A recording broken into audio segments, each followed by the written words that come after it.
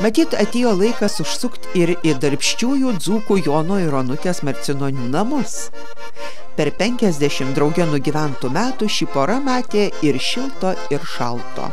Ką reiškia vien tas 10-metis, kai ponia Onutė kiekvieną penktadienį įvairiomis transporto priemonėmis, kaip pati sakė, su 3 persėdimais apie 60 km įveikdavo, kol pasiekdavo savo vyro pasirinkto gyvenimo būdo namų duris.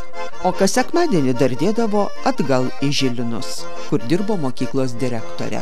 Jis labai užsiėmęs, jis laukuose, tvartuose eina, o aš ką namuose. O ką jūs namuose darot? Ką darau? Valgyti darau, namus tvarkau, mezgu, kryžiažodžius sprendžiu, laikraščius skaitau, knygas skaitau, vienu žodžiu, kad daug darbo. Tai jūs ūkininkė ar ūkininko žmona? Tik ūkininko žmona. O ponui Jonui nesinorėtų, kad kartais ir Onutė kartu į laukus išeitų? Ne, gaila, tegul ilgiau gyvena dar. Seniūnaitė dar esu. Tai ką reiškia ta seniūnaitė? O žinokit, gerai ir nesuprantu, ką reiškia ta seniūnaitė. Lyg man aiškino, kad tai yra ryšys tarp seniūnijos, seniūno ir kaimo bendruomenės.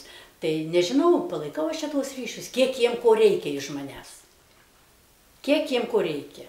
Tai čia skaitosi jau gaunate ir atlyginimą? Oi, ne, ką jūs? Ne. Čia sukurta ta seniūnaičiai, tie seniūnaitės, tai nesąmonių rinkinys yra. Kodėl? Nu, paprasčiausiai, niekam jie nereikalingi. Nu, savivalda yra.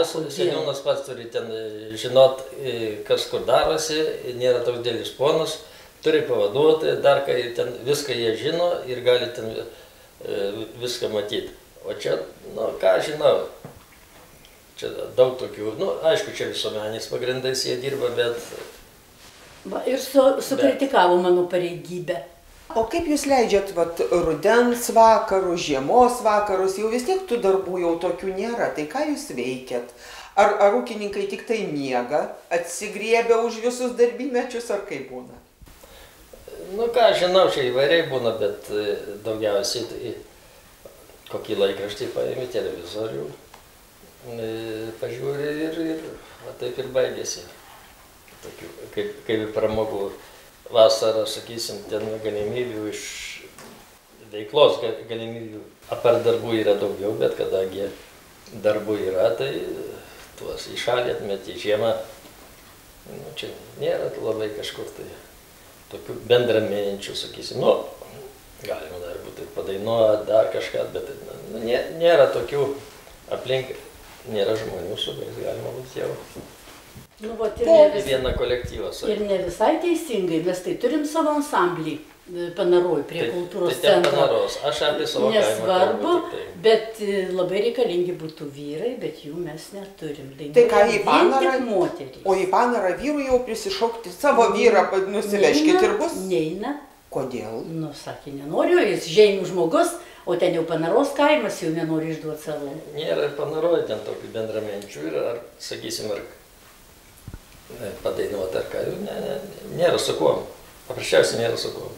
Tai su moteriškiam nueitumėt ir trauktumėt savo kartu? Ir kaip gražu būtų, Jos pradės rėkti ant manęs, kad negerai dar ar ką. Moterys niekada. Bijot moteriškių? Moterys nereikia tik pamoko, kaip turi būti iš tikrųjų. Bet ponia Onutė sakė, kad kultūrinis gyvenimas verda ir į spektaklius važiuoja ir... Nu, verda, aš važiuoju, bet jis neturi laiko ir nevažiuoja. Tai aš dabar viena vairuoju mašiną ir aš kur noriu ten važiuoju. Nereikia man prašyti nieko, susigalvoju ir lėkiu. Štai taip ir gyvena, tokie skirtingi, bet vienas be kito negalintis būti, du žmonės po šiuo stogu, viename iš daugelio Panaros vienkiemių.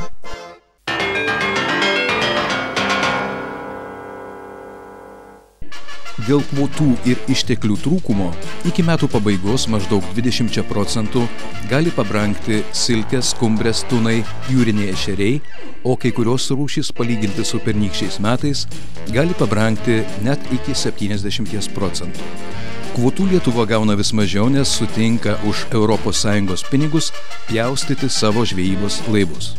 Už laivo supjaustymą priklausomai nuo jo tonažo savininkui sumokama nuo maždaug 100 000 litų. Prie šalies laivyno naikinimo privalo prisidėti ir Lietuva, kofinansuodama paramą. Už laivų supjaustymą moka ES, norėdama žvejybos rinką atlaisvinti bendrijos senbuvėms. Nacionalinės mokėjimo agentūros duomenimis, vien įgyvendindant 2007-2013 metų programą, patenkintos 32 paraiškos dėl daugiau kaip 40 laivų atidavimo į metalo laužą. Lietuvos perdirbėjai ir prekybininkai apie 95% žuvų importuoja.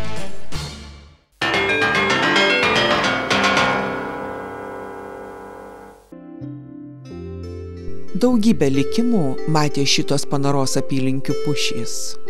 O kiek istorijų jos mena? Deja, jų mes neprakalbinsim.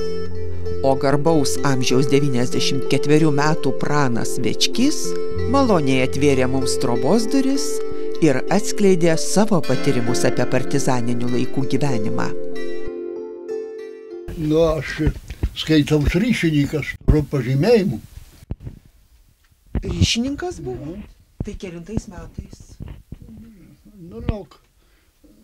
Nuo šitų 44 iki 52. O tai kaip jūs tapote ryšininku?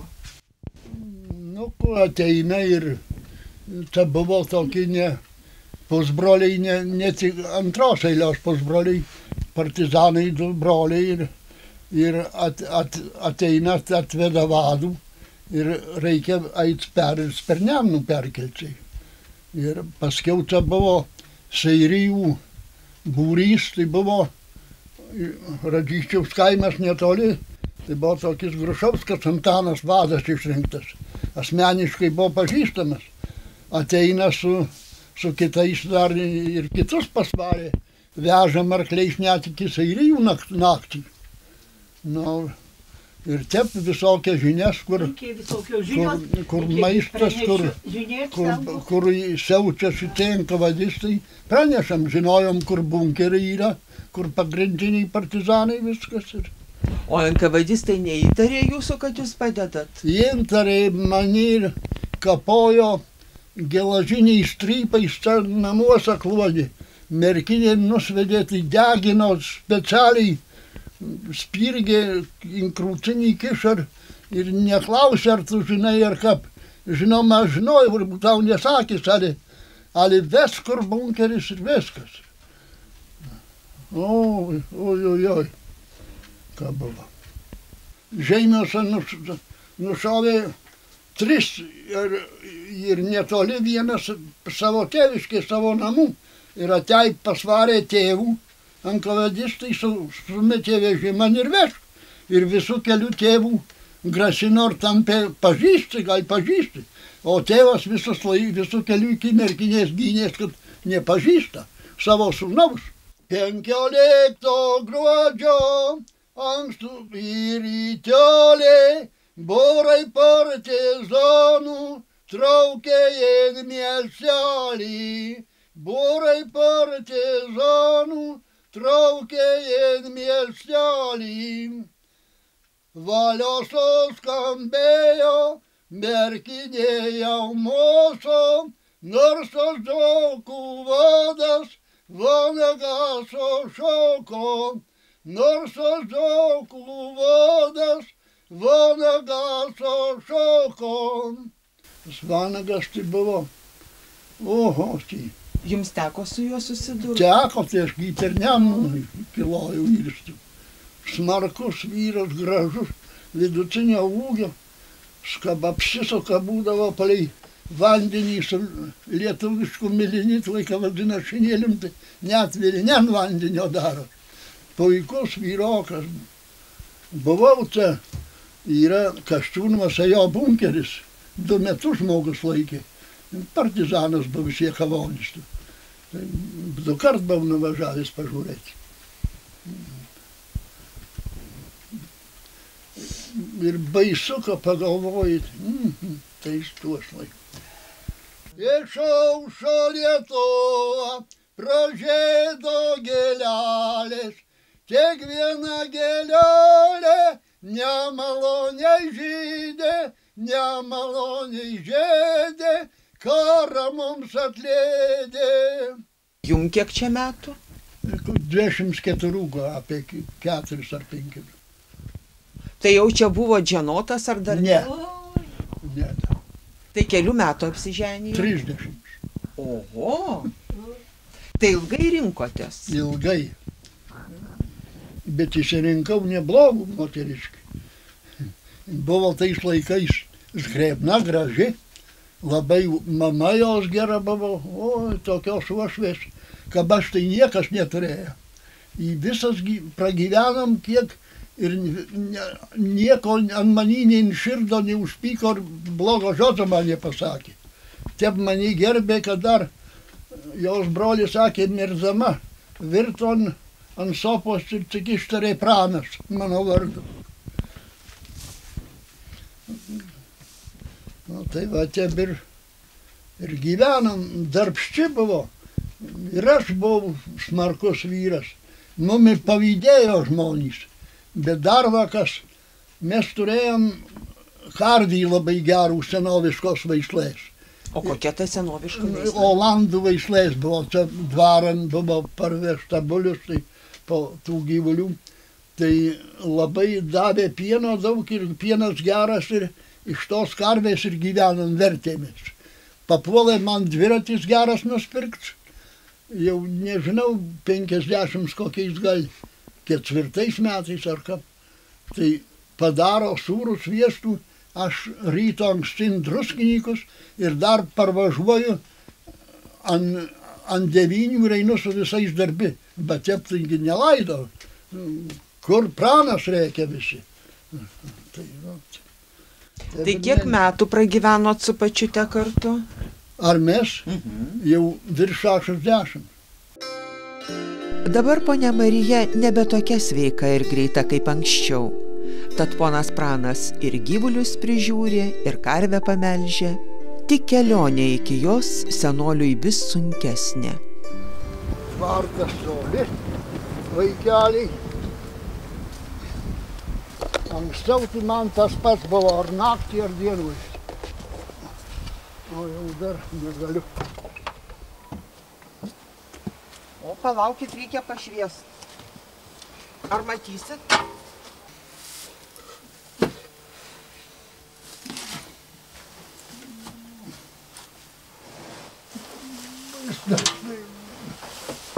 Dar rišu ir uodeguolį.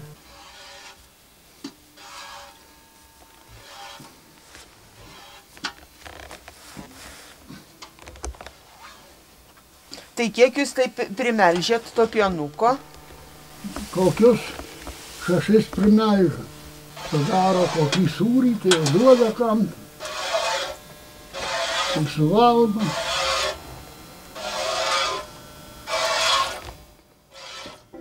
Štai tokius gyvenimus gyvena žmonės Panaros apylinkių smėlingose žemėse.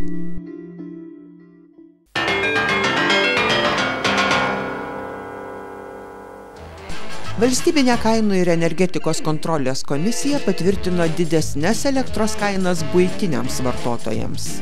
Nuo kitų metų elektra labiausiai brangs elektrinių viryklių turėtojams, mokantiems 2 laiko zonų tarifu. Gyventojams, kurie moka 1 laiko zonos tarifu, elektra brangs 1 centu už kilovatvalandę. Maždaug tiek pat elektra brangs ir tiems, kurie turi elektrinės virykles. Mokantiems 2 laiko zonų tarifais dieną suvartojama elektros kaina didės mažiau nei centu, o naktį ir savaitgaliais 3 centais už kilovatvalandę. Turintiems elektrinės virykles ir mokantiems pagal 2 laiko zonų tarifus, dieninė elektra brangs daugiau kaip 2,5 cento už kilovatvalandę, o naktinė ir savaitgaliais 4 centais už kilovatvalandę. Kitoje Gimtosios žemės laidoje apie tai, kaip pačiam pasirūpinti elektros energiją, jei ji kartais pradingsta, ar nepatinka kaina, kurią tenka už ją mokėti.